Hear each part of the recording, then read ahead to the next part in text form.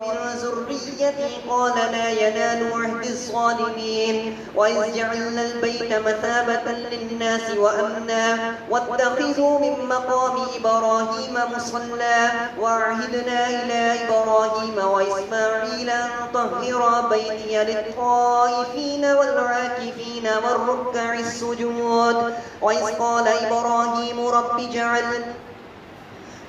اجعل هذا بلدا آمنا وارزق أهله من الثمرات من آمن منهم بالله واليوم الآخر قال ومن كفر فأمتعه قليلا ثم أضطره إلى عذاب النار وبئس المصير وإذ يرفع إبراهيم القواعد من البيت وإسماعيل ربنا تقبل منا إنك أنت السميع العليم ومن ذريتي قال لا ينال عهد الظالمين وإذ جعلنا البيت مثابة للناس وأمنا واتخذوا من مقام إبراهيم مصلى وعهدنا إلى إبراهيم وإسماعيل أن طهرا بيتي للطائفين والعاكفين والركع السجود وإذ قال إبراهيم رب